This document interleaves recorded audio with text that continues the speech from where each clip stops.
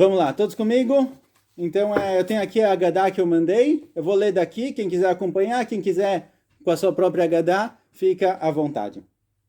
A primeira coisa, como vocês estão me vendo agora, geralmente eu não me visto assim, mas em Shabbat, em Hagim, em Yom Tov, a gente coloca uma roupa especial, uma roupa diferente do que se veste no dia a dia, certo? O dia de Shabbat, o dia de Yom Tov é uma roupa especial. Então, geralmente, que a gente vai para a sinagoga, de qualquer jeito você se veste bem. Mas na situação que a gente está hoje, que você vai tomar banho, vai ficar em casa e fazer o seder, às vezes a pessoa vai falar, olha, quer saber, vou pôr meu pijama confortável, estamos fazendo Pesach só em família, o seder é fechado, não tem visitas, vou colocar uma roupa confortável, assim, de pijama. Então a primeira coisa, eu vim justamente com essa roupa por essa questão, tem que colocar uma roupa especial, certo? Tem que colocar uma roupa de Hag, igual você vestiria em qualquer Shabbat ou Yom Tov, assim também, na noite do Seder tem que se vestir dessa forma, tá bom? Então vamos lá, essa é a primeira coisa. Então quem quiser acompanhar comigo na Haggadah, acompanha. Quem quiser vai ouvindo, a gente vai lendo e explicando. A mesa de Hag. A nossa mesa que a gente vai sentar e fazer a seudá, pratos, tudo o que precisa, ela deve ser preparada antes do começo do Hag, para podermos começar logo a voltar da sinagoga. O Seder de Pesach tem que começar o quanto antes, o mais cedo possível, é bom começar o Seder. Inclusive as cadeiras preparadas para se reclinar quando necessário, certo? Já deixa tudo arrumadinho, tudo bonitinho, para poder já reclinar e fazer a seudá como se deve, deixar a mesa pronta, e não depois que começa o Hag, você começa a arrumar, começa a fazer as coisas, a gente tem que fazer o quanto antes. O que a gente tem que colocar na mesa do Hag? Fora, obviamente, pratos, facas, garfos e tudo o que precisa, a gente tem que colocar na mesa do Hag algumas coisas. A mais famosa de todas, que a gente conhece, é a Keará, certo? Cada um ele tem uma Keará própria, precisa colocar a Keará já na mesa, pronta para ser usada, certo? Na Keará vão algumas coisas. Primeiro, a primeira coisa que se tem na Keará, em cima da Keará, são as matzot. Cada um comprou sua caixa de matzot já, cada um já está pronto para fazer a noite do Seder, então se coloca as matzot já na mesa. Preferencialmente, na noite do Seder se usa matzah shmurá. Tem dois tipos de matzah, tem a matzah normal e a matzah shmurá. Para as matzot do Seder, o ideal é usar matzah shmurá, certo? É uma matzah que tomaram cuidado com ela para não molhar antes, muito mais tempo antes, desde o momento em que começaram a crescer os trigos, começaram a colher. Então, matzah shmurá é o ideal para ser usado na noite do Seder. Muito bom. O que vai na nossa Keará? Na nossa Keará tem algumas coisas, existem algumas ordens de como colocar a Keará, certo? Principalmente duas ideias. A ideia principal que a maioria das pessoas usa é como a Keará ela já vem com nomes, já vem tudo bonitinho. Vocês têm aqui na nossa folhinha, a gente tem do lado direito em cima Zroa, certo? Zroa, tem algumas ideias do que é o Zroa. Ashkenazim costumam usar asinha de frango, Sfaradim costumam usar a parte da frente do animal, a perna da frente, certo? Não um braço, né? Mas uma das pernas, a coxa. E esse pedaço de frango, costumam grelhar ele um pouquinho. Esse zroa, ele vem lembrar do quê? Ele vem lembrar do Korban Pesach. Então, Korban Pesach era grelhado, a gente costuma grelhar ele um pouquinho também. Esse é o zroa que fica aqui em cima. Do lado esquerdo em cima, beitzá, o ovo, certo? O ovo que vem lembrar do Korban Hagigah, ele é colocado também na Keará em cima. Aqui no meio da Keará, o próximo é o maror. Maror é o que, aqui a gente vai ver que tem alguns costumes também, alguns usam alface romana, é alguma coisa mais amarga, a gente vai falar sobre o maror mais pra frente, ele fica aqui no meio. Do lado direito, embaixo, é o haroset, certo? Aquela pasta feita de tâmaras ou alguns outros tipos, ela é uma mistura de algumas coisas. Tem aqui embaixo, quem quiser ver como preparar um haroset, certo? Tem tudo o que precisa ter. Do lado esquerdo, o karpas. A gente vai falar sobre ele também, o que tem que ser o karpas. Só para quem viu o vídeo na propaganda, o karpas não é ovo, certo? Não quero confundir as pessoas. A gente vai ver exatamente o que se usa para karpas. E embaixo, o hazeret. Hazeret seria igual maror, certo? Pode ser alface romana também, ou muita gente coloca raiz forte. É uma coisa que tem um gosto muito forte. A alface romana é melhor, porque ela representa mais o que foi passado no Egito. A alface no começo, ela é um pouco mais mole, e com o tempo ela vai endurecendo. E assim também foi a escravidão no Egito. Ela começou mais tranquilo, mais fácil. Hazal falam que no começo os Yehudim não eram escravos. No começo, eles eram livres, que trabalhavam. Eles recebiam um salário, depois o salário foi diminuindo, e depois, com o tempo, eles se tornaram escravos. A escravidão foi acontecendo aos poucos. Então, por isso, o maror, ele tem uma questão especial, uma questão mais comum, a alface romana, certo? Mas tem aqui alguns costumes, o que ser usado para maror, quando chegar lá a gente fala um pouquinho mais. Tá bom? Essa forma da Keará, esse modo como a gente pôs agora, é de acordo com o Arizal. O Arizal fala que a nossa Keará, ela forma as 10 firot. Na criação do mundo, Deus, quando ele criou o mundo, ele se baseou em 10 firot, ele criou 10 etapas, 10 níveis para a criação do mundo. Então, as 3 matzot que a gente vai colocar em cima, são 3 matzot, certo? Não falei isso antes, lembrando? 3 matzot, Keneged Cohen, Levi e Israel, tem algumas explicações, mas as 3 matzot são as 3 primeiras firot, Keter, Chokhmah, Binah e Dat. Depois a gente tem 6 firot, a Keará própria é Midah de Malchut. Isso é de acordo com a Kabbalah, mas esse é o maior costume de como preparar a Keará. Ótimo, vamos seguir em frente. Reclinar. Uma das mitzvot de Pesach, uma das mitzvot do Seder, é ficar reclinado, certo? Na hora que a gente come alguma das coisas no Seder, tem que reclinar. Qual a ideia? Por que a gente reclina? Por que a gente faz isso? Então, na época da Gemara, era comum que as pessoas mais ricas, as pessoas mais livres e poderosas, eles comiam reclinado, esse era o jeito de comer. Eles não sentavam em cadeiras como a gente está acostumado, eles tinham um tipo de um divã, em que eles deitavam um pouco e assim eles comiam. Agora, reclinar, lembrando, tem que ser sempre para o lado esquerdo, certo? A gente vai um pouquinho de explicação, um pouquinho de alachot juntos. Reclinado tem que ser sempre para o lado esquerdo. Então vamos ver, todo mundo reclinando para o lado esquerdo? Todo mundo do lado esquerdo agora? Isso, ótimo. Tem que reclinar para o lado esquerdo. Agora, é importante notar aqui o quê? Reclinar, a ideia de reclinar é num sentido de liberdade, num sentido de poder. Por isso, não pode ser desconfortável. O modo como a gente reclina tem que ser confortável. Então, às vezes você vê que não tem muito para onde reclinar, então a pessoa vai um pouquinho perto da mesa e fica sentado meio assim, com as costas tortas, apoiado na mão. Isso daqui não é considerado reclinar, certo? Porque isso daqui não é nem um pouco confortável. E colocar a mão para frente e ficar assim, não é alguém com liberdade, é alguém preocupado, certo? O cara que está assim, provavelmente ele está preocupado, pensando em alguma coisa, ele não está reclinado de forma confortável. Então, na hora de reclinar, lembrando, de forma confortável. Quem tem braços na cadeira, ótimo. Quem não tem, o que que faz? Vamos pegar aqui 2 cadeiras.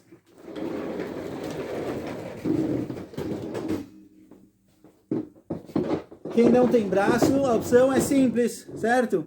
Cada um dos participantes, cada um que está na mesa, ele faz o quê? Ele vira a cadeira dele para o lado, ele senta com a cadeira, as costas da cadeira do lado direito, quem está do lado dele faz a mesma coisa, e um inclina no outro, certo? Um encosta na cadeira do outro. Não tem muito problema, quem não tem braço, tem essa solução simples, certo? A parte de trás da cadeira do lado direito, você inclina na cadeira do lado. Quem tiver uma almofada, um travesseiro, alguma coisa para ficar mais confortável, melhor ainda, certo? Isso daqui é a questão de reclinar. Quem precisa reclinar? Então, a obrigação, na verdade, é para todo mundo, mas mulheres ashkenaziot não costumam reclinar. Sfaradiot sim reclinam, ashkenaziot não costumam reclinar. Se quiser, não tem problema. Fica à vontade, certo? Quem quiser pode também, não tem problema. Mas se não reclinou, não acontece nada, não perdeu. Mas quem tem a obrigação de reclinar, ele é obrigado a reclinar. E se ele não fizer isso, ele não cumpriu a mitzvah que a gente vai ver aqui para frente, certo? Em alguns casos ele vai ter que voltar e fazer de novo, em alguns casos não. A gente vai ver cada situação e situação. Aonde a gente tem que reclinar? Quem tiver aí na folhinha, em 4 lugares do Seder a gente reclina. Primeiro, nos 4 copos, certo? Nos 4 copos de vinho a gente reclina. Segundo, quando a gente vai comer matzah. Em 3 situações, quando a gente come matzah, na primeira vez, motzi matzah. Segunda vez, quando a gente faz o korer. E terceira vez, quando a gente vai comer o afikomá no fim do Seder. certo? Nessas 3 vezes que se come matzá, a gente reclina. Então, na hora de tomar o vinho e na hora de comer matzá, a gente tem a obrigação de reclinar, tá bom? Vale a pena quem está fazendo o seder com a família, com as crianças, saber o que são as coisas que estão na Keará, para poder explicar, certo? Você vai abrindo a Keará, você fala, olha, para as crianças a gente tem aqui o Maror, a gente tem Haroset, para as crianças entenderem o que está acontecendo, e aos poucos você já vai explicando e vai ensinando o significado, tá bom? Tudo claro até aqui?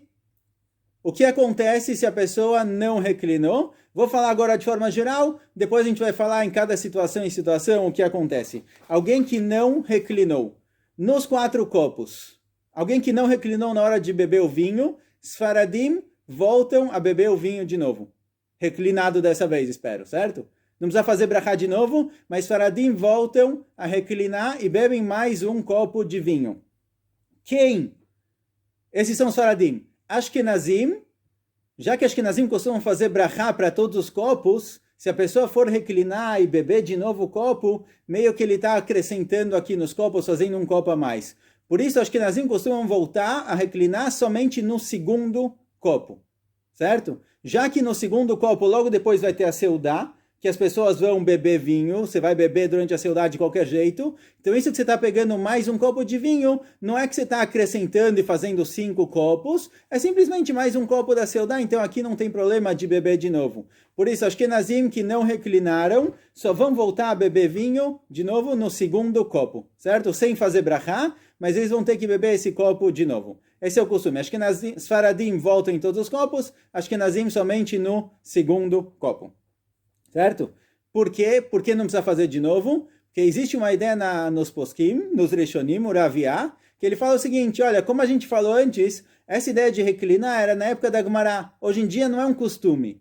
Então, já que decretaram na Gemara esse costume, a gente mantém ele. Mesmo que é um pouquinho estranho, a gente mantém o costume. Mas, se a pessoa já bebeu, ele não é obrigado a beber de novo. Porque de acordo com o Raviá, hoje em dia, que é uma coisa estranha, não é uma coisa comum, não precisa voltar. Então, acho que Nazim eles se baseiam nisso, e somente no segundo copo eles voltam a beber. Isso é com relação aos 4 copos. E com relação a matzá, qual din? Então, na matzá é o seguinte, na matzá, homens que não reclinaram, esqueceram de reclinar, para Ashkenazim tem que voltar a beber, a comer de novo. Então, quem foi comer o casai de matzá e não reclinou, tem que comer matzá de novo, por isso prestar muita atenção para não ter que comer de novo casai de matzá, certo? Isso com relação a homens, mulheres, na maioria se baseiam no Raviá, que se já comeu dessa forma, sem reclinar, então não voltam a comer de novo. Isso com relação a matzá. Na matzá na primeira parte, certo? No motzi matzá, que é uma obrigação de comer matzá nessa noite. No korech, o korech, a gente vai ver lá para frente, é o sanduíche, o famoso sanduíche, certo? Em que você pega matzá e maror. Existe discussão entre os poskim, entre os legisladores, se tem que fazer reclinado ou não, porque lá tem o maror representa o sofrimento, então talvez não tem que reclinar. Por isso, se no korech a pessoa não reclinou, não precisa comer de novo, certo? Isso no korech. Na hora do sanduíche, se não reclinou, não precisa comer de novo, lá a gente explica melhor. E no afikoman, que é a última vez que a gente come a matzá, aqui também o ideal é voltar a comer reclinado, se a pessoa esqueceu, mas se for muito difícil também não tem obrigação, porque tem quem diga que não precisa reclinar no afikoman. Ótimo. Última coisa, antes da gente começar o simanim, a última questão é que durante o seder tem uma grande confusão entre cobrir as matzot, descobrir as matzot. Certo? A gente fica durante o seder inteiro olhando na Agadá, peraí, agora eu cubro ou descubro? O que eu faço com as matzot? Sfaradim, em vez de cobrir e descobrir, costumam tirar a Keará, como se tivesse acabado a seudá. Então o ponto é simples, certo? A regra de cobrir e descobrir a matzá é simples. Durante o seder, as matzot têm que estar descobertas. Por quê? Porque a matzá é chamada de lechemoni. O que é lechemoni? Lechemoni é o pão da pobreza, ou lechemoni é um pão sobre o qual onima lá um dvarim arbe, é um pão sobre o qual a gente fala muita coisa. A matzá a gente tem que contar toda a história da Agadá, saída do Egito, com as matzot descobertas, reveladas. Mas, quando a gente vai fazer alguma coisa com o vinho, por exemplo, a gente vai fazer o kiddush, vai fazer a brachá do vinho, ou nos outros 3 copos, quando a gente vai usar o vinho, a gente cobre as matzot. Porque já que a brachá do amotzi, da matzá, ela vem antes, ela é mais importante. Então, quando a gente faz a brachá do vinho, a gente cobre a matzá como se não tivesse a matzá aqui, e a gente pode fazer a brachá de borei pri agefen. Então, para não ter esse problema, que o amotzi vem antes de agefen, quando a gente vai fazer a brachá do vinho, a gente cobre as matzot. Tá bom? A gente vai começar o simanim agora. Se alguém tem uma pergunta, levanta a mãozinha aí. Ou se a gente pode continuar, certo? 2 segundos, se ninguém levanta a mão, a gente continua. Ótimo, tudo claro. Vamos começar agora o simanim. O simanim que a gente conhece, Kadesh, Urchatz, Karpas, Yahatz, todos esses simanim já aparecem no Machzor Vitri, que tem gente que fala que Rashi escreveu, mas isso quer dizer que esses simanim eles vêm desde a época de Rashi já, certo? Há pelo menos 1000 anos, Rashi 1040, há quase 1000 anos esses simanim já existem, e de acordo com algumas ideias, esses simanim são muito importantes. Eles têm que ser falados, certo? Por isso todo mundo costuma cantar o simanim. Mesmo que parece que não está muito claro qual o sentido de cada um, existe um costume de no começo cantar todos os simanim, e assim também antes de cada um falar que simana a gente está falando, certo? Os simanim eles são a preparação para a gente chegar no Seder, a preparação para chegar lá em cima, eles são como uma escada. O número 15, o simanim tem 15 simanim. Esse número 15, ele aparece em alguns lugares como uma preparação. No Beit HaMikdash, do Ezrat HaNashim, do andar de baixo, para o Ezrat HaKohanim, tinham 15 degraus. O Shira Ma'alot, que fala sobre a subida de David HaMelech, tem 15 Shira Ma'alot no Teilim, certo? O número 15 representa o crescimento gradual, devagar, e assim também no Seder. Para chegar no fim do Seder, completar finalmente a saída do Egito, a gente tem que passar por 15 etapas, então esse número 15 é muito importante. Então vamos aí, cada um na sua casa, vamos cantar juntos os 15 simanim, quem conhece, conhece, quem não, escuta e tenta aprender, certo? No começo do Seder, cantar os simanim. Não sei se os faradim cantam diferente, eu vou cantar como é o costume dos ashkenazim, certo? Então sinto muito, se alguns faradim acha que é diferente, a gente está disposto a ouvir, tá bom? Os 15 simanim são o seguinte: Kadesh Urchatz, quem souber a musiquinha, canta em família, já para ir acostumando. Kadesh Urchatz, Karpas Yahatz, Magid Rochza, Motzi Yimatza, Maror Korech, Shulchan Orech, Tzafun Barech, Halel Nirtza. Esses são os 15 simanim. Podem aprender a musiquinha, deve ter no YouTube, deve ter certeza essa música em algum lugar. Aprendam porque ela faz o Seder ficar mais vivo, mais ativo, tá bom? Espero que vocês tenham cantado, que eu não esteja cantando aqui sozinho, mas tudo bem. Vamos lá, vamos continuar. Vamos começar o Kadesh. Kadesh é obviamente o Kiddush, certo? Cada um tem na mesa seu copo de Kiddush. Esse copo de Kiddush é o primeiro vinho que a gente vai tomar, tá bom? Antes de começar, alguma pergunta? Posso começar? Ótimo, vamos lá. Kadesh. O Kiddush, geralmente, não tem esse problema, mas a mitzvah de Lekadesh, que é o primeiro copo de vinho, ela tem que ser feita no dia 15 de Nissan à noite, certo? Tem que ser feita no dia de Pesach. Não pode fazer ele um pouco mais cedo. Shabbat, às vezes a gente pode começar um pouquinho mais cedo, 1 hora e pouco antes, mas o Kiddush da noite de Pesach tem que ser feita no dia 15 já, quando escurecer. Aqui em Israel escurece 7h25, certo? O Kiddush tem que ser feito a partir de 7h25. Geralmente não tem problema, porque a gente vai na sinagoga, tem o Tfilah, tem o Dvar Torah, o pessoal conversa um pouquinho, até chegar em casa e fazer o Kiddush, já passou o tempo, já está tranquilo. Mas agora que a gente está em casa e não pode sair, a gente vai fazer o Kiddush muito rápido, muito cedo, cada um vai rezar sozinho, Mincha, Arvit, e pode acabar fazendo o Kiddush muito cedo antes do horário. Certo? Então o Kiddush tem que ser feito, lembrando, a partir de 7h25. Esse é o horário que pode fazer o Kiddush aqui em Israel. No Brasil não sei o horário, em Israel esse é o horário. 7h25 é o momento em que escurece.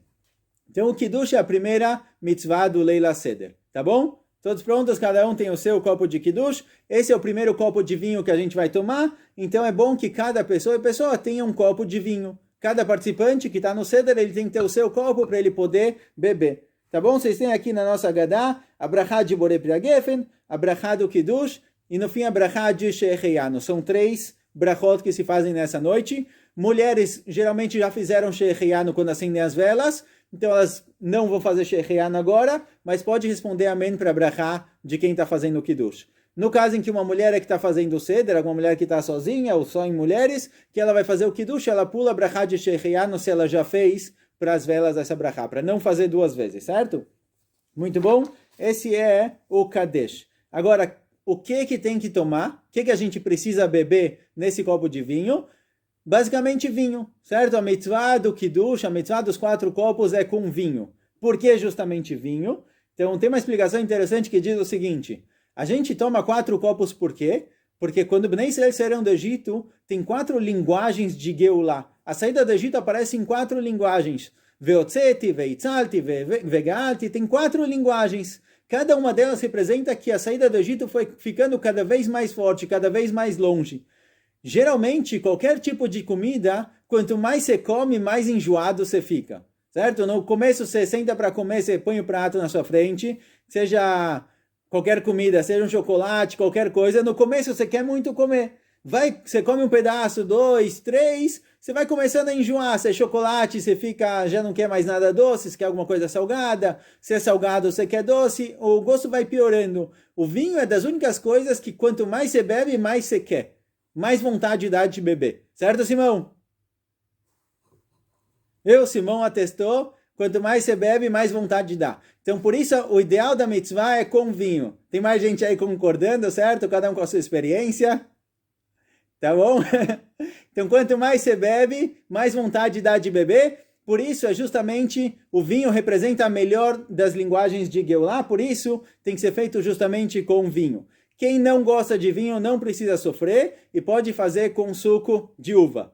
Agora, suco de uva não é para comprar Prigato, esses sucos que têm gosto de uva, certo? Esses sucos têm 5%, às vezes 10% de uva. Não, precisa ser o que é chamado de tirosh, certo? Que é 100% uva. Ou geffen, esses sucos que são feitos de suco de uva mesmo e não esses com gosto de uva, tá bom? Então, no kiddush tem que ser bebido isso. Quanta gente tem que beber? 3 opções. O ideal é que você beba o copo inteiro, certo? O ideal é que a pessoa beba o copo inteiro do kiddush. Quem não consegue beber o copo inteiro, ele tem que beber pelo menos um revit. Revit de vinho, revit de suco, são 86 ml, certo? Cada um pode calcular, de acordo com o copo que ele tem, 86 ml. Para quem isso também é muito, ele pode tomar a maioria de um revit, que são 45 ml, certo? A maioria de 86, 45. Então aqui no kiddush, logo depois de fazer o kiddush, certo? Se faz o kiddush de pé, a maioria dos costumes é fazer o kiddush de pé.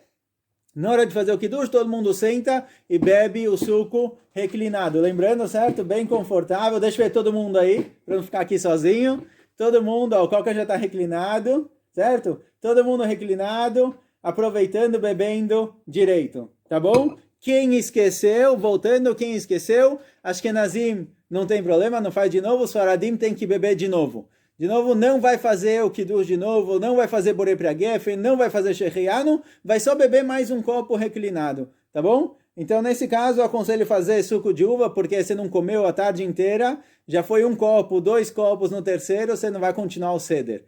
Então, quem esquecer de beber, talvez suco de uva é melhor nessa situação. Ótimo, esse daqui é o Kadesh. Podemos passar para o próximo? Alguma dúvida? Nenhuma mãozinha levantou? Ótimo.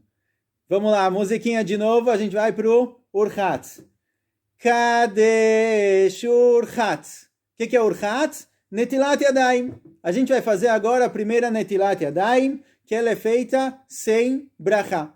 Quando alguém vai comer uma coisa, uma comida mergulhada em água, tem que fazer Netilat Yadayim para isso. Igual a gente faz Netilat Yadayim para o pão, a gente tem que fazer também Netilat Yadayim para a comida, que é comida quando você mergulha ela em água, certo? É a mesma obrigação. Só que alguns dos Rishonim falam que hoje em dia não precisa fazer Netilat Yadayim para uma comida que está molhada. Por isso a gente não faz brachá, certo? A gente vai fazer Netilat Yadayim normal, 3 vezes intercalado, 3 vezes em cada mão. Não vai falar entre Netilat Yadayim e comer, mas se acabou falando sem querer, não precisa fazer Netilat Yadayim de novo, só que tem que fazer Netilat Yadayim normal. Todo mundo precisa fazer essa Netilat Yadayim, certo? Isso daqui é o Urchatz, é a lavagem da mão. Se por acaso alguém se confundiu e fez Netilat Yadayim, fez a brachá de Netilat Yadayim, não tem problema nenhum, ele não fez nenhum erro, certo? Porque de acordo com muitas ideias, sim tem que fazer brachá. embora a gente costume não fazer, se alguém sem querer fez, não tem problema nenhum. Esse daqui é o urhatz. Por que a gente faz isso? Durante o ano, a verdade é que mesmo durante o ano, alguém que come uma fruta, uma maçã ou qualquer fruta molhada, tem que fazer netilat yadayim, certo? Muita gente não sabe isso, muita gente não costuma também fazer netilat yadayim quando você come uma fruta molhada. Então, primeiro tem que secar, certo? O ideal é secar a fruta. Mas por que de repente, na noite do Seder, todo mundo de repente faz netilat yadayim? Se durante o ano a maioria não costuma, só pessoas, só tzadikim, pessoas que cuidam um pouco mais fazem, por que de repente todo mundo faz? O motivo explica o Taz, que na noite do Seder de Pesach, a gente está no nosso nível mais alto. Opa, tem alguém que quer ver, Yaakov? Certo? A gente está no nível mais alto do povo judeu. O povo judeu está se formando, todo mundo que está no Seder de Pesach, ele é considerado dos maiores dos tzadikim. Certo? Todo mundo que participa da noite do Seder de Pesach, ele é um tzadik porque ele faz parte desse povo que está sendo formado. Então aqui a gente faz as coisas do melhor jeito possível. Mesmo que durante o ano não é 100% perfeito, no Seder de Pesach a gente faz a mais. Então mesmo que nem sempre a gente faz essa Netilat Yadayim, aqui no Seder a gente sim faz. Esse era o Urhatz Netilat Yadayim. Seguindo em frente, posso continuar? Alguma pergunta? Opa, Sofia, espera aí. Fala. Só volto nisso, Rabino. Se entre o... Então eu faço Netilat Yadayim e não faço a brachá. Certo. Pode falar até comer, é isso? Exatamente. Até comer o karpas, que é logo em breve, não pode falar. Igual no Netilat Yadayim para Motzi, você não fala até comer o pão, assim também para o karpas. Ok. Eu achei Tá. que podia falar, como não tinha brachá, achei que podia falar. Não. A brachá a gente não faz porque tem gente que fala que não precisa, mas ele é igual a Netilat Yadayim de pão. Não falar. Se falou, não tem problema, mas o ideal é não falar, certo? Tá bom? Mais alguém? Mais alguma pergunta? Vamos lá, todo mundo cantando comigo. Kadesh Urhatz Karpas. Chegamos no karpas. O que é o karpas? O karpas, ele tem aqui na nossa Keará, certo? Quem tiver com a Keará na frente, ele vai pegar o karpas da Keará. E o que se usa para o karpas? Tem aqui alguns costumes. Muitos ashkenazim usam batata, sfaradim usam salsão. Tem gente que usa até pepino. Qualquer legume que seja brachá boré peri ha'adamah. Certo? Qualquer um desses serve, não precisa ser necessariamente batata, qualquer coisa que é brachá dele é boré peri ha'adamah, ele serve como karpas. Agora, a gente fez no Netilat Yadayim, vai sentar para comer o karpas, tem que fazer a brachá de boré peri ha'adamah. Durante o ano, a primeira coisa que a gente faz depois do Kiddush é a motzi, e a brachá da motzi vale para tudo, certo? Para todas as comidas que você vai comer durante a Seudá. Em Pesach, a gente antecipa o karpas e faz brachá sobre ele por um bom motivo, para as crianças perguntarem, certo? A gente quer que as crianças participem, não que eles sentam na mesa e vão brincar, a gente quer que eles participem, então a gente faz uma coisa estranha, de repente a gente faz Netilat Yadayim e come batata em vez de comer o amotzi. Essas coisas, essas mudanças que a gente tem durante o ano, vem fazer perguntas, vem levantar perguntas, questões sobre o que está acontecendo. Então a gente pega agora o karpas e vai fazer para ele a brachá de boré peri ha'adamah. Agora, prestem atenção, a brachá de amotzi que a gente vai fazer na matzá só serve, e também assim é durante o ano, para amotzi, para halá, para o pão, só serve para o que é comido durante a seudá. Mas uma coisa que trazem na seudá que geralmente não é servido, por exemplo, um sorvete. De repente, logo depois da sopa, trazem sorvete, certo? Por engano, porque as crianças pediram, tem que fazer brachá do sorvete, porque ele não faz parte da seudá. Essa batata que a gente come agora, se ela fosse depois do almoço, a gente não faria brachá, porque é normal colocar batata durante a seudá. Mas o maror que vai ser comido lá para frente é uma comida amarga, não gostosa, que geralmente a gente não come. Por isso, na teoria, a gente teria que fazer a brachá de boré peri ha'adamah para o maror. Então aqui, no karpas, quando a gente vai fazer a brachá de boré peri ha'adamah, tem que pensar também que essa brachá está valendo para o maror, para não ter que fazer uma brachá lá para frente. Tá bom? Tá claro? Então a gente vai fazer a brachá de boré peri ha'adamah no karpas, pensando também no maror que vai vir durante a seudá. Ótimo. No karpas tem que comer menos que um kazait. Tá bom? A quantidade que a gente vai comer agora de karpas tem que ser menos que um kazait. Quanto é um kazait? São 27 centímetros cúbicos. Quanto é 27 centímetros cúbicos? Uma caixinha de fósforo, mais ou menos, certo? O volume de uma caixinha de fósforo tem que comer menos que isso, porque senão a gente entra na dúvida se tem que fazer a brachá achroná ou não. Então, na hora do carpaz, não é para se encher de batata, mesmo que está todo mundo com fome, para pegar um pedacinho, mergulhar ele na água com sal. Por que a gente come o carpaz na água com sal? Vem lembrar do sofrimento que o povo judeu passou no Egito. A palavra carpaz, ela pode, se a gente mudar as letras, se a gente arrumar as letras um pouquinho diferente, fica carpaz, a letra kaf, pei, reish, samer, pode virar samer, parech. Samer é 60, 60 vezes 10 mil são 600 mil, shishim ribó, certo? 600 mil Yehudim que estavam no Egito, que eles tiveram avodat parech, um trabalho, uma avodá escrava difícil, certo? O carpaz vem lembrar da escravidão, da dificuldade que todo o povo judeu passou nessa situação, e a água com sal na qual a gente mergulha o carpaz vem lembrar do choro, certo? Da lágrima, igual a lágrima é salgada, assim também a água com sal onde a gente mergulha o carpaz vem lembrar do sofrimento que o povo judeu passou. Tá bom? Esse daqui é o carpaz. Vamos seguir em frente. Alguma dúvida sobre o carpaz? Levanta a mão se tem pergunta. Não. Vamos lá, continuando. A verdade é que tem uma segunda tela aqui, então não consigo ver. Tá bom? Desculpa então se alguém tem uma pergunta, não consigo ver aqui. Eu vejo só parte das pessoas. Vamos continuar nossa musiquinha, pessoal. Kadesh Urchatz Karpas Yachatz. Muito bom, chegamos no Yachatz. Yachatz é famoso, a gente vai cortar a matzá do meio, certo? A gente tem na nossa frente 3 matzot, cada um ele tem aqui a sua matzá preparada, ele tem na sua frente 3 matzot, é bom dar 3 matzot para cada pessoa, para todo mundo ter onde comer, mas a pessoa que está lá no meio, o oficiante, quem está fazendo o principal da Haggadah, ele tem 3 matzot, ele vai quebrar a matzá do meio, certo? Por que ele quebra a matzá do meio? Porque a gente ainda não chegou na fase final, certo? O Seder, a gente vai sair da escravidão e vai chegar na liberdade. A gente vai cantar no fim, Leshana Vab Yerushalayim Abnuyah, a gente está indo no caminho da liberdade. Alguém que ele é pobre, que ele é escravo, ele não sabe o que ele vai comer no dia seguinte, então quando ele tem um pouquinho de pão, um pouquinho de matzá, ele corta no meio, parte ele come, parte ele guarda para o dia seguinte. Então aqui também no Yachatz, a gente vai pegar a matzá do meio, das 3 matzot, a gente vai pegar a do meio, cortá-la no meio, certo? Essa matzá que foi cortada, parte vai voltar para Kiará, parte vai ficar junto com as outras 2 matzot no meio, e o pedaço maior a gente vai guardar para o afikoman. Tá bom? O afikoman, que é o pedaço de matzá que vai ser comido no fim do Seder, a gente vai guardar ele para o afikoman, se coloca ele numa mapá, se coloca ele em algum guardanapo, um paninho, e guarda ele para depois. Aqui a gente tem 2 costumes. O costume dos Ashkenazim é roubar o afikoman. Certo? As crianças brincam de roubar o afikoman, e quem consegue roubar o afikoman pode pedir um presente no fim do dia. Tem outros que costumam esconder o afikoman, a criança que achar ganha um presente, cada um com seu costume. Tem quem diga que isso que a gente acostuma as crianças a roubar o afikoman não é bom, certo? Não é muito educativo ensinar a roubar desde pequeno, mas existe esse costume, então não vou falar que não.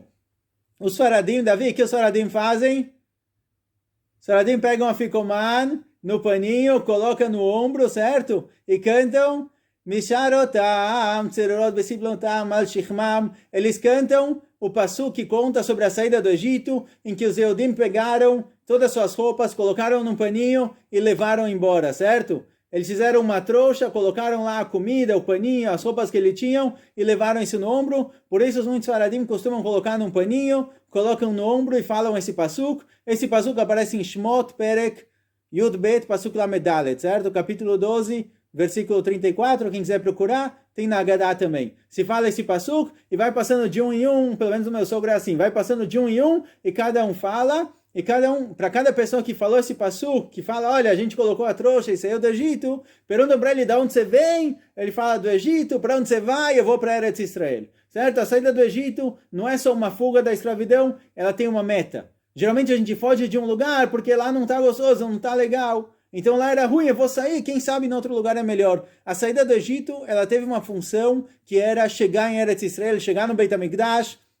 Não foi simplesmente uma fuga da escravidão, e sim ela teve uma meta final, que é a Geulah, certo? Então aqui a gente está saindo do Egito para chegar em algum lugar. Esse daqui é o Yachatz, esse daqui são os costumes, e a parte maior, como a gente falou, fica depois para o Afikoman. Alguma dúvida sobre Achatz? Não. Vamos lá. Kadesh Urchatz, Karpas Yachatz, Magid. Chegamos na parte do Magid, que é o centro da Haggadah, que é a história de Pesach. Certo? A história da saída do Egito. Aqui a gente vai contar a história de Bnei Israel saindo do Egito. Essa é uma das principais mitzvot da noite de Pesach. Contar essa história.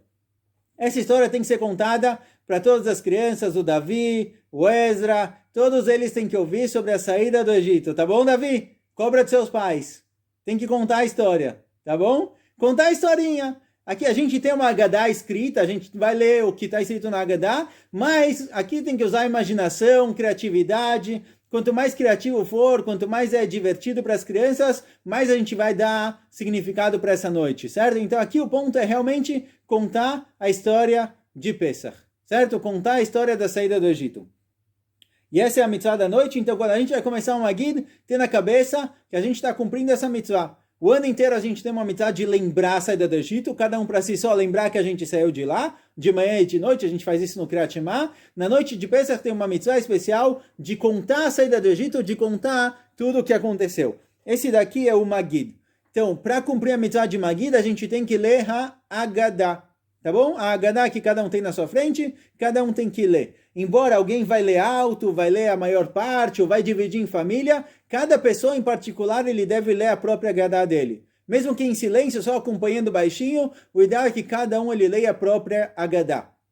Tá bom? Quem está em família divide pedaços, cada um lê um pedacinho, para todo mundo participar do Seder, colocar todo mundo dentro, todo mundo participando. Isso daqui é a mitzvah, a principal mitzvah de Pesach, certo? Contar a história da Haggadah. Então, vamos lá. Alachmaniá, tá bom? Quem quiser, a gente tem um grupo que está estudando cada dia um pouquinho sobre a Haggadah, um grupo que chama Desvendando a Haggadah no WhatsApp. Quem não entrou no grupo ainda dá tempo de entrar. Cada dia a gente pega um pedacinho da Haggadah e estuda um pouquinho sobre ele, 2 páginas mais ou menos sobre o assunto para saber o que está acontecendo. Não vamos falar tudo aqui, mas vamos passar um pouquinho da Haggadah só para entender melhor. Alachmaniá, o que é o Alachmaniá? Alachmaniá, até agora, como a gente viu, as matzot estão descobertas, certo? A gente vai falar o alachmaniá, que é sobre o pão, é sobre as matzot. Então a gente pega as matzot, se costuma levantar ela, se levanta a kiará, e a gente fala o alachmaniá, cada um tem sua musiquinha, o seu cântico, certo? E aqui a gente fala sobre o pão da pobreza que os Yehudim comeram na saída do Egito. Aliás, o Ibn Ezra fala, ele conta que ele foi sequestrado, e deram para ele comer, quando ele foi sequestrado, matzah. Era um pão que não tinha crescido, não a nossa matzá quadrada bonitinha, mas eram para ele comer matzá, porque a matzá dura leva mais tempo para fazer a digestão. Então deram para ele matzá, porque assim como o sequestrado, que ele coma menos. Então Bnei Israel no Egito também comiam matzá. Embora a gente vai comer depois, na continuação, a matzá em lembrança à saída do Egito, aqui no começo a matzá representa a escravidão, certo? Ela vai mudar de sentido depois. Mas a gente fala, esse é o pão da pobreza que os nossos antepassados comeram no Egito, certo? Não vamos traduzir a Haggadah inteira aqui, mas alguns pedacinhos. Depois do Alachmaniá, a gente segue pro Manishtaná, tá bom? Manishtaná, Laila Zé, a musiquinha, as crianças costumam levantar e cantar. Quem não está com crianças em casa nesse ano, pode ele próprio cantar, todo mundo tem que participar, cantar o Manishtaná, tá bom? Eu não vou cantar o Manishtaná sozinho, porque eu estou vendo que vocês não estão me acompanhando, certo? Eu vi que eu cantei sozinho, se anima até agora. Não? Estão cantando? Tá bom. O Manishtaná, então, todo mundo tem que cantar, certo? Vamos tentar mais uma vez? Vamos cantar junto? Só a primeira frase, pelo menos, tá bom? Sfaradim não sei se é diferente, Davi, sinto muito, mas acho que Nazim é assim, pelo menos. Manishtaná laila ze mikol haleilot. Certo? Essa é a musiquinha do Manishtaná. Todo mundo canta, pode cantar as crianças, pode cantar a família inteira, todo mundo participando, colocar as crianças para trabalhar aqui no Seder, certo? As crianças que ajudaram, ótimo, mas agora tem que trabalhar, ouviu, Esther? Tem que cantar, tá bom? Tem que participar do Seder. Por isso é aconselhável aqui para os pais comprarem presentinhos, balas, essas coisas para distribuir para as crianças, para incentivarem ela a participar, tá bom? quem quiser, eu tenho uma lista com umas 40, 50 perguntas para crianças de 3, 4 anos, 5 a 7, para todas as idades, perguntas e respostas. Quem quiser me pede, eu mando particular. Não vou colocar no daquele lá, porque senão vai chegar nas crianças e eles vão saber as respostas. Aí fica sem graça. Mas quem quiser algumas perguntas para fazer no Seder, tem perguntas para adultos também, perguntas sobre a Haggadah, sobre a história da saída do Egito, é só me pedir que eu mando depois. Tá bom? Então comprar presentinho e, de novo, lembrando, usar a imaginação aqui na história. Depois que a gente cobriu a Haggadah, a gente primeiro, depois que a gente cantou o Manishtaná, a gente segue em frente para o Avadim Ainu. Tá bom? Agora, antes do Manishtaná, eu pulei aqui, não li em português, a gente tem que servir o segundo copo. O primeiro copo a gente já bebeu, agora é hora de servir o segundo copo, porque o copo tem que estar pronto lá na hora de fazer a Haggadah, certo? A gente vai beber ele só no fim do Magid, mas a gente já coloca ele aqui pronto para ser bebido. Com relação ao copo, Ashkenazim, tem uma diferença entre Ashkenazim e Sfaradim, existe uma mitzvah de limpar o copo, antes e depois de beber. Antes de fazer o Kiddush, tem que limpar o copo por dentro e por fora. Então, Ashkenazim costumam fazer isso só no primeiro e no terceiro copo, certo? Antes de fazer uma brachá no primeiro e no terceiro, se limpa ele por dentro e por fora. Sfaradim, em todas as brachot, costumam limpar o copo, certo? Um copo novo. Quando você vai fazer uma coisa nova, uma coisa bonita, você quer que isso esteja ótimo, esteja arrumado, bonitinho, então você limpa o copo por dentro e por fora para ele ficar limpinho, pronto para o Kiddush. Agora, Ashkenazim fazem isso só no primeiro e no terceiro copo, Sfaradim costumam fazer em todos. Então, antes de encher o segundo copo, os Sfaradim vão ter que esvaziar, limpar e encher ele de novo. Agora, antes do Manishtaná, a gente cobre as matzot. Os Sfaradim costumam tirar as matzot para colocar as crianças, motivar elas a fazerem perguntas. Então, aqui é uma das situações onde a gente cobria a matzá para fazer a criança perguntar. Depois do Manishtaná, a gente descobre a matzá para começar de novo o Avadim Ainu. Aí a gente começa, aqui tem musiquinhas já diferentes. O Avadim Ainu, esses Ashkenazim costumam. Sfaradim é um pouquinho diferente. Avadim Ainu lefaro bemitzraim. Alguns todo mundo canta junto, cada um canta o seu. De novo, vários costumes. A noite do céu está cheia de costumes, porque o povo judeu é um povo de mais de 3.000 anos, e os costumes vão aumentando, eles formam a nossa cultura, eles formam o nosso judaísmo. Então manter o costume vivo é importante.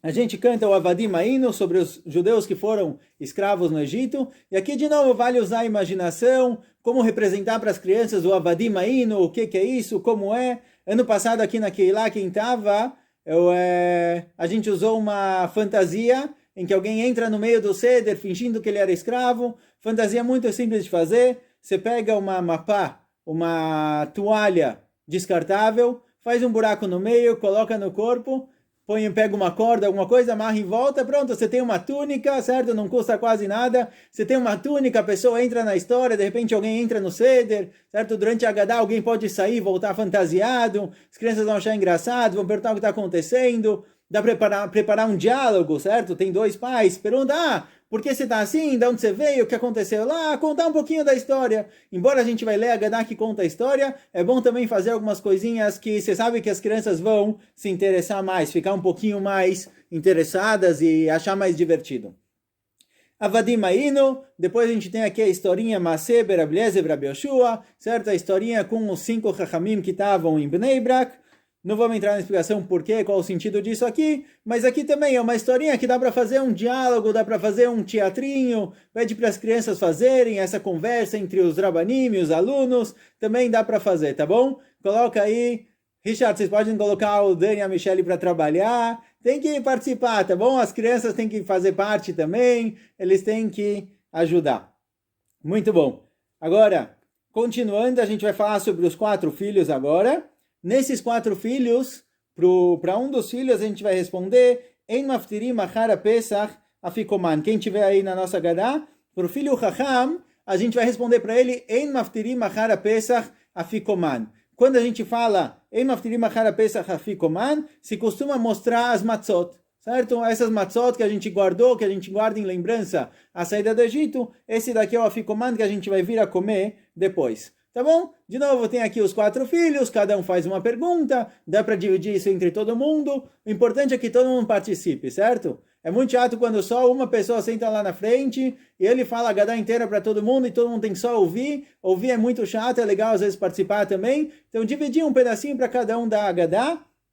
Quem tem 4 filhos, não escolher quem vai falar cada um, deixa os filhos escolherem, certo? Não fala você é o Chacham, você é o Rasha, você é o Tam, deixa as crianças escolherem cada um o que ele quer, tá bom? Então, a gente continua na Haggadah, Avadim Ainu, fala os 4 filhos, depois a gente vai para a parte Mitchila Avdei Avodah Zarah Yu Avoteinu, é a continuação da Haggadah, quem estiver acompanhando aí.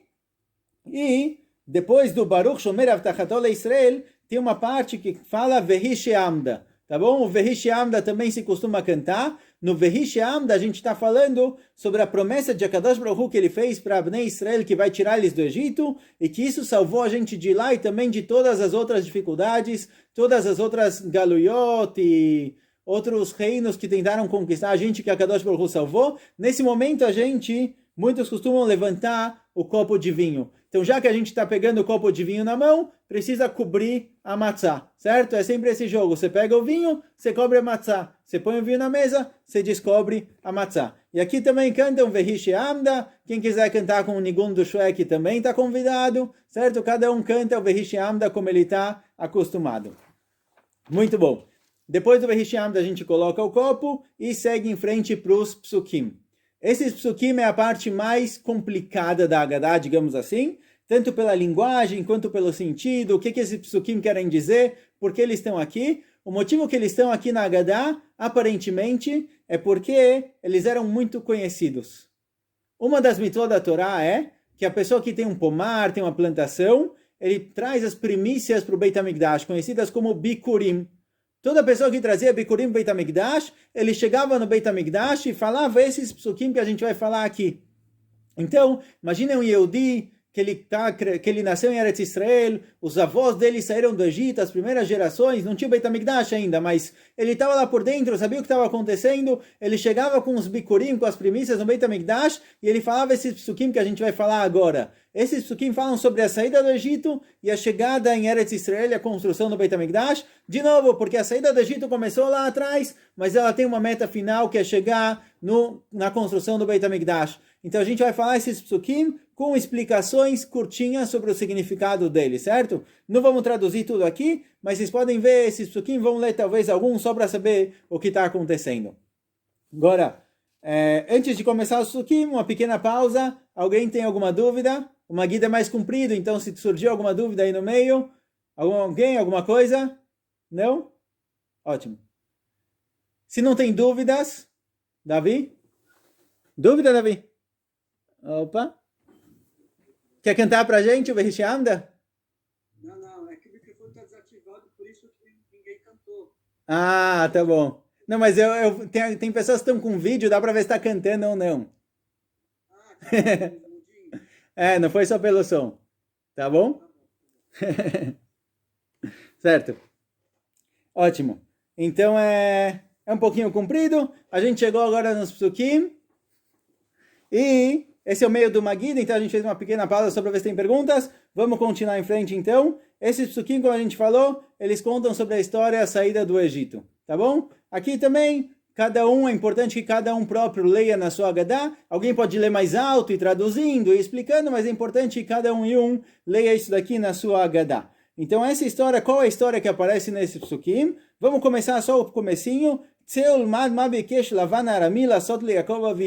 A gente fala lá atrás, antes de começar a Galut, antes de começar o Egito, o que Lavan quis fazer com Yaakov Avinu, que ele quis matar Yaakov Avinu, e daqui para frente Yaakov ele teve que fugir de Lavan, mais para frente ele vai ter que descer para Eretz Israel. Então vamos pegar só os psukim, só a parte que está em negrito, sem as explicações, tá bom? Só para saber o que está acontecendo. A explicação é uma tosefet, alguma coisa a mais para entender melhor os psukim, mas o principal que a gente vai ler agora é a parte dos psukim mesmo. Então está escrito o seguinte: Vayered Mitzrayma vayagor sham bemetei meat vayhi sham legoi gadol atzum varav.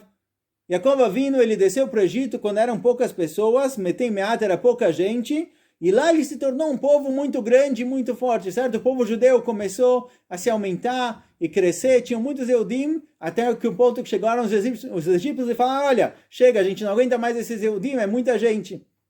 Imagina, se 600 mil saíram do Egito, 600 mil homens entre 20 e 50 anos, 60. Quer dizer que a gente tinha lá, pelo menos com a esposa, 1.200.000, com filhos menores que 20, os avós, você tinha lá pelo menos umas 3, 4 milhões de pessoas que saíram do Egito. Se isso daqui é 1/5 do povo judeu, você tinha no Egito 15, 20 milhões de Eudim, certo? Então, Yaakov Avinu chega com 70 pessoas, um grupinho pequeno, de repente você tem milhões de pessoas lá, os egípcios falam, olha, a gente não aguenta mais, os Eudim estão aumentando, tem Eudim demais por aqui. Eles não moravam num gueto, não morava todo mundo junto, os Eudim eles se separaram um pouquinho. No começo eles estavam em Eretz Goshen, mas aos poucos eles foram se separando.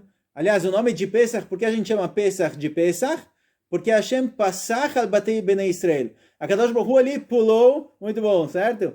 Pulou pela casa dos Yehudim. Se ele teve que pular da casa do Yehudi, ou seja, o que a gente tinha aqui? Tinha a casa de um Yehudi, um Goi. Yehudi, Goi. Então a Kadosh Baruch Hu teve que ir pulando. Aparentemente por quê? Porque os Yehudim estavam misturados. Certo? Eles estavam todos misturados com os egípcios, por isso a gente chama Pesach de Pesach. Então essa mistura, isso que estava todo mundo lá, isso daqui foi um dos problemas, os egípcios reclamaram disso, decidiram escravizar o povo judeu, então a gente fala, olha, Yaakov Avinu desceu com pouca gente, aumentou, cresceu muita gente lá e eles se tornaram escravos. Então aqui esse é o primeiro pasuk, certo? Depois tem explicações pequenas sobre cada um dos pasukim. Estou vendo agora que eu acabei de entrar. Estão vendo que eu acabei de entrar? Oi, Hamadot! Certo? Estão acordadas ainda? Bom, de qualquer jeito, a gente vê aqui, esse é o primeiro passuco. O segundo passuco diz o seguinte, Vayereu otanu amitzrim vayanunu vaitnu aleina avodah kashá. Os egípcios fizeram de nós, do povo judeu, escravos, fizeram a gente sofrer, inui, e colocaram para a gente avodah kashá, muito trabalho, certo? Era um trabalho pesado, um trabalho difícil, está escrito na Torá que Bnei Israel eles tinham avodat parech. O que é avodat parech? Tem várias explicações do que é avodat parech. Uma delas diz o seguinte, eles colocavam um grupinho de pessoas para construir uma pirâmide, por exemplo, certo? Quando eles tinham construído 70% da pirâmide, pegavam esse grupo, levavam para outro canto, falavam, olha, constrói outra lá. Eles começavam a construir, chegava na metade, tiravam eles de lá, colocavam para construir outra. Eles não deixavam ninguém sentir que ele acabou, pelo menos. Você pode ser escravo, pode ser que você trabalha num trabalho que você não gosta muito, mas pelo menos quando você acabou uma coisa, você tem um sentimento de, pelo menos eu fiz até o fim. Os egípcios não deixavam isso acontecer. Cada vez que ele estava próximo de acabar, tiravam ele de lá, para ele não sentir nenhum prazer de que pelo menos ele fez alguma coisa até o fim. Esse é o passuco que fala que o povo judeu sofreu lá, certo? Eles trabalhavam dia e noite, avodá sem fim. Isso daqui é o sofrimento que passou. E aí, o que Bnei Israel fizeram? Vanitzak el Hashem Eloki avoteinu, vaishma Hashem et koleinu, vayaret onienu, vetamaleinu, vetachatzeinu. E aí o povo judeu, depois de muito sofrimento, começaram a rezar para Kadosh Baruch Hu, certo? Eles começaram a pedir para Hashem tirar eles de lá. Aqui tem vários midrashim sobre o que aconteceu lá, o que não aconteceu lá. Então, quem quiser procurar midrashim, procurar historinhas sobre como contar isso para as crianças, isso daqui é sempre melhor, dá muito mais vontade, dá muito mais... Tô vendo que tem gente aí que está conversando. Eu coloquei em mudo, mas o pessoal dá um jeito de conversar, né? Certo? Então, contar as historinhas, contar os midrashim, isso daqui sempre aumenta o interesse, aumenta o entendimento. E aí, depois que Bnei Israel rezaram, Vayotzein Hashem Mitzrayim Be'ad Chazakah Bezron Netuyah Ve'morah Gadol Ve'otod Mevtim, a Kadosh Baruch Hu tirou a gente de lá com com a mão forte, com o braço estendido, com milagres, tudo o que aconteceu no Egito. E aqui, quanto mais você contar sobre as pragas que a gente vai chegar mais para frente, melhor ainda, certo? Basicamente, esses são os psukim que a gente fala. Tá bom? Alguma dúvida sobre os psukim? Tradução, tem Agadot em português, é mais fácil de achar. Mas alguma dúvida, alguma questão sobre o que está acontecendo aqui? Podemos continuar? Ótimo. Vou aceitar o silêncio de vocês como consente, certo? Quem cala consente, ninguém falou nada. Então, aparentemente, podemos continuar. Muito bom. Agora a gente chega nas Makot, tá bom? Nas 10 Makot, nas 10 pragas que tiveram no Egito. E aqui, o costume é derrubar um pouquinho do vinho. Em cada Macá e Macá, a gente derruba um pouquinho do vinho. A gente tem aqui 16 partes onde se derruba o vinho, tá bom? Quem estiver aqui na nossa Agadá, ou quem estiver acompanhando com uma Agadá na mão dele, a gente derruba um vinho quando a gente fala primeiro 3 coisas, Dam, Vaesh, Vetimrot Ashan. Depois, nas 10 makot a gente também derruba em cada uma das makot um pouquinho do vinho, e depois aparece na Haggadah que Rabi Yehuda dava simanim, ele pegou o Rashei Tevot, as primeiras letras de cada maká, e formou simanim, sinais para lembrar mais fácil, que na Haggadah chama Detzach Adash Be'achav. Em cada um desses simanim a gente também derruba um pouquinho do vinho, certo? Aqui tem dois costumes, Sfaradim costumam pegar o copo e jogar um pouquinho cada vez, então precisa de um potinho um pouquinho maior para jogar o vinho que está no copo, e Ashkenazim costumam tirar gotinha em gotinha, certo? A gente não quer gastar, não vai jogar o copo inteiro, vai tirar só algumas gotinhas, tá bom? Então, aqui alguns tiram com o dedo indicador, alguns com o mindinho, certo? Cada um com seu costume, entre os Ashkenazim. Depois precisa preencher o copo, tá bom? Então, em cada um desses, Dam, Vaesh, Vetimrot Ashan, em cada um desses a gente joga um pouquinho. Quer falar alguma coisa, Carla? Cada um desses a gente joga um pouquinho, nas 10 makot também, e também Datzach Hadash Be'achav. Tá bom? Em cada um desses a gente joga um pouquinho do vinho. Logo depois de jogar o vinho, a gente preenche o copo de novo. Tá bom? Alguma dúvida sobre essa parte? Podemos continuar? Muito bom. Vamos lá. Depois a gente tem aqui Rabi Yossi Aglili, Rabi Eliezer e Rabi Akiva. 3 Chachamim contam sobre quantas pragas tiveram no Egito. Fora as 10 pragas conhecidas, eles falam que tiveram muitas outras makot, muitas outras pragas pequenas. Agora, por que eles falam isso? Qual o ponto? Eles não querem falar, olha, os egípcios que fizeram mal para a gente não sofreram pouco, sofreram muito. Não é esse o ponto deles. E sim porque assim aparece no Pasuk que Kol machalá asher samti bemitzrayim lo asim alecha. Toda macá, toda machalá, toda doença que foi colocada no Egito não vai ser colocada no povo judeu. Então eles tentam aumentar o número máximo de makot para falar, olha, tudo isso que aconteceu lá não vai acontecer com a gente, tá bom? Então Rabi Yossi Aglili fala que no fim foram 60, 10 e mais 50. Rabi Eliezer fala que foram 10 e mais... Bom, tem aqui os números, não vamos entrar em cada um. Mais 40, mais 50, no total 200. Tem aqui algumas ideias de quantas foram. E aí a gente chega na musiquinha famosa Dayenu também, certo? Mais uma musiquinha do Seder, conhecida por todo mundo, Dayenu. No Dayenu, ele é um pouquinho estranho, porque a gente fala o seguinte, presta atenção no que está escrito no Dayenu. Vamos começar pelo primeiro, tá bom? Ilu otzianu mimitzrayim. Desculpa, vamos começar... Tá bom, vai. Vamos pular para o quinto. Ilu natan lanet mamunam. O quinto Dayenu diz o seguinte, quem tem Haggadah ótimo, quem não eu vou traduzir. Ilu natan lanet mamunam velo kara lanet ayam Dayenu. Se Hashem tivesse feito com a gente o que está escrito nos primeiros Dayenu, tirado a gente do Egito, matado os primogênitos e desse para a gente o dinheiro, Dayenu era suficiente mesmo que ele não tivesse aberto para o povo judeu o mar. É isso que está escrito no Dayenu. Se a gente tivesse saído de lá, pego todo o dinheiro, mesmo que Hashem não tivesse aberto o mar, seria suficiente. Agora, como assim seria suficiente? Imagina o povo judeu, saiu do Egito, pegou todo o dinheiro, chegou no mar, e o mar não se abre, eles iam morrer lá. Os egípcios estavam vindo, guerreando com todos os Hayalim, todos os soldados que sobraram, eles iam morrer lá no mar, certo? Se tem a expressão, nadou e morreu na praia, esse é o contrário, certo? O povo judeu correu e morreu na margem do mar. Então, por que a gente fala Dayenu? Como assim seria suficiente? Se não abrisse o mar, a gente ia ficar lá. Não ia adiantar nada. Por isso, a explicação de Dayenu é o seguinte, Dayenu é suficiente. Mas o que é suficiente? Isso que aconteceu é suficiente para a gente agradecer. A gente agradece por cada pedacinho e pedacinho da saída do Egito.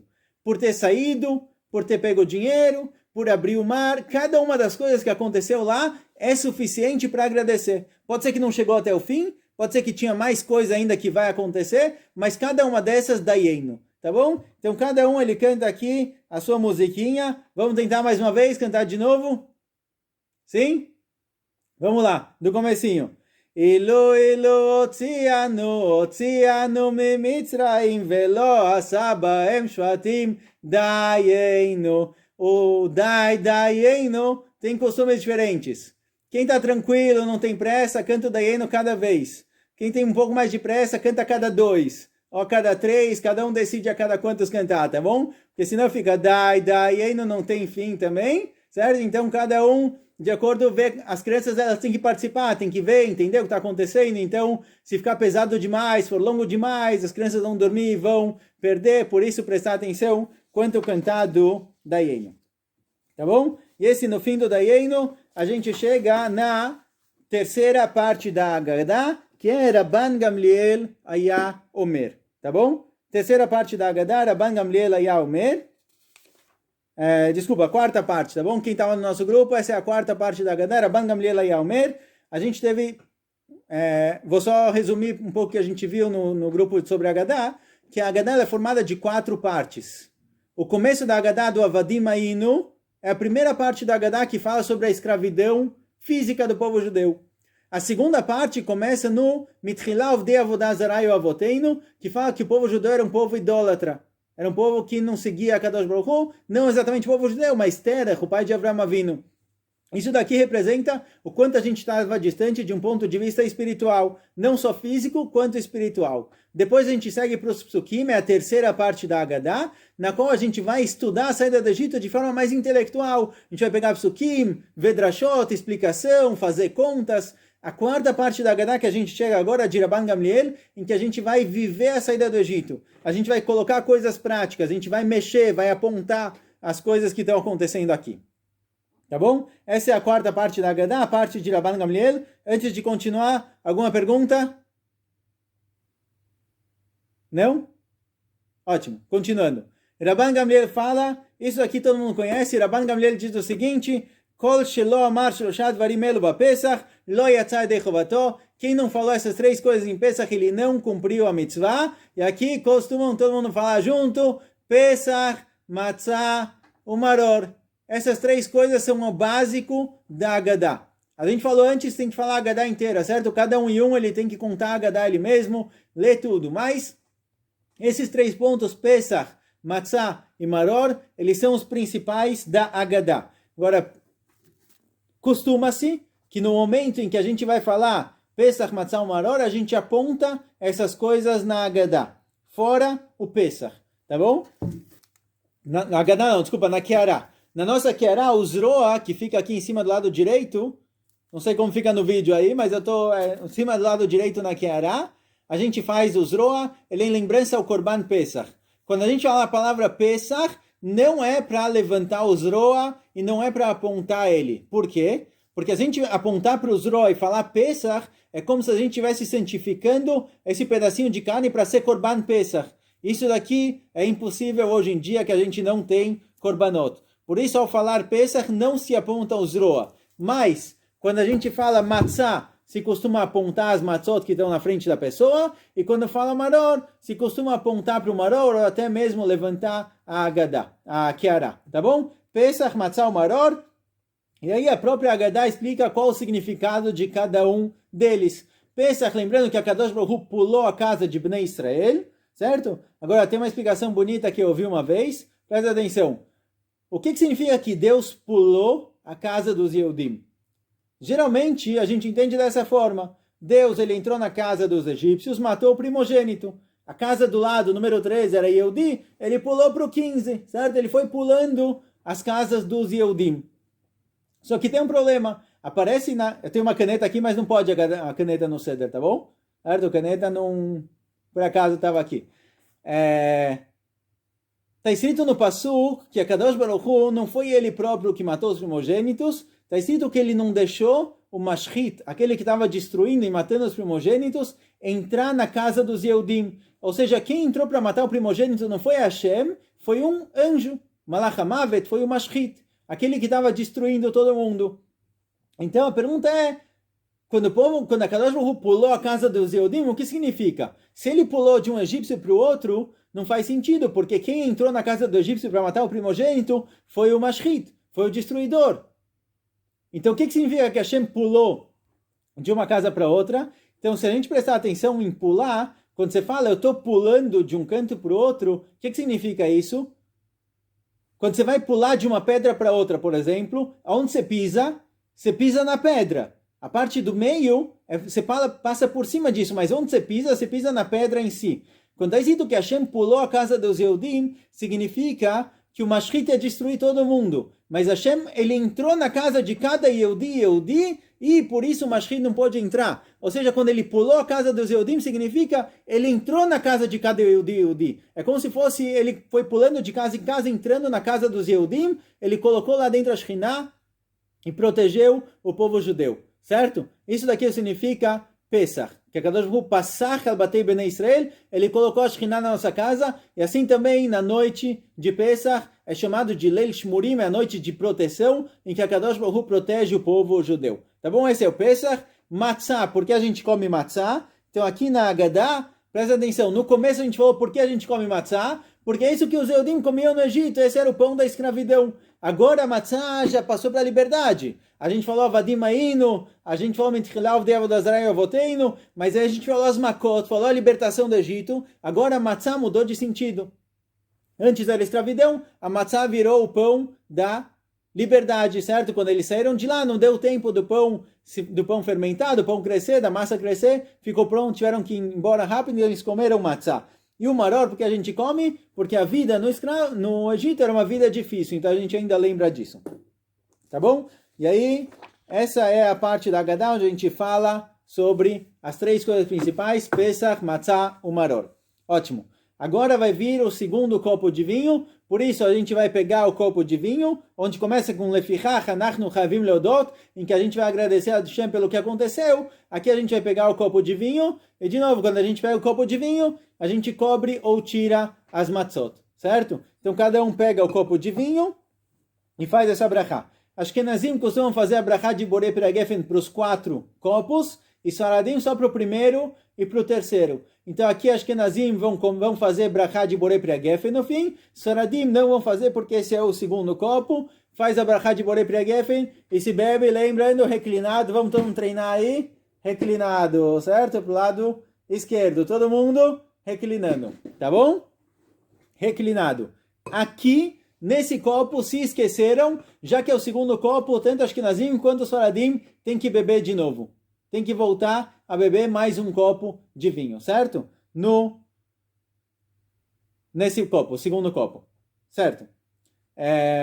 Muito bom. Claro, esse era o Magid, essa é a história da saída do Egito. Podemos continuar? Todo mundo comigo? Alguma pergunta sobre o Magid? Tem 2 perguntas aí? Espera aí, vamos começar com a Sofia, que eu vi ela primeiro. Eu vou só voltar uma pergunta que está lá atrás que eu estava tentando perguntar. O carpaz, batata, quando eu vou molhar, posso pegar na mão? Se pega na mão ou com garfo? Tanto faz. Certo. Primeiro, desculpa, não vi que você perguntou. Tem aqui no Zoom, tem embaixo um lugar que chama Reactions. Tguvot, reações. Lá dá para você colocar uma mãozinha que aparece na tela. Então, às vezes eu não vejo alguém fazendo assim, mas é uma mãozinha amarela, dá para ver, tá bom? Então, no caso fica mais fácil. Mas não, você pode pegar o carpaz. Ó, Natan deu um joia aí. Esse é o joia, esse aqui tá tudo ótimo. Tem outro que é uma pergunta, tá bom? Se alguém puder pôr aí só pra gente ver. Então, ó, o Davi bateu palmas, o Natan também, certo? Então, tem essas opções. Também, alguém tá com pergunta ali. Tem um azulzinho que é com pergunta, tá bom? O azulzinho, essa mãozinha assim é de pergunta. Então, o carpaz pode comer ou com garfo ou com a mão. Tá bom? Como você preferir, não tem problema. Ok. E só deixa eu voltar uma coisa. Sim. Descobrir a matzá, só para me entender. Quando faz ela descoberta sempre e só quando vai fazer o kiddush que cobre. Essa é a regra? Isso. Quando você vai pegar o vinho, ou vai fazer aqui o lefichach, ou vai fazer brachá, você cobre a matzá. Depois você descobre. Antes do Manishtaná a gente também cobre para a criança perguntar o que está acontecendo. Acabou o ceder, mas é o único caso. Fora isso, é sempre com o vinho, certo? Essa é a mudança. Okay. Tá bom? Próximo, Davi? Não? Esther Sara? Prazer, tudo bem? Mulher também inclina. Eu ouvi dizer que era só homem que inclinava. Então, a gente falou no começo, certo? Que o costume é entre os faradim, as mulheres costumam reclinar, e as Ashkenazim, a maioria não reclina. Não tem problema, se quiser reclinar pode, mas o costume é que as mulheres faradiot sim reclinam, e as Ashkenaziot não. Tá bom? Tá ok. Ótimo. Mais alguém? Mais alguma dúvida? Tô vendo que tem outra página aqui, hein? Não. Tá bom. Podemos continuar? Ótimo. Vamos lá, nossa musiquinha que a gente vai para o próximo do Simanim, fazendo isso em casa também na hora do Seder. Kadesh urchatz, karpas yachatz, magid rochza. Ótimo, chegamos no rochza, netilat yadayim, certo? É simples fazer netilat yadayim antes de comer a motzi, 3 vezes intercalados, certo? E aqui você vai fazer a brachá de netilat yadayim, porque antes de comer a matzah, que é a motzi, aqui a gente faz com brachá, tá bom?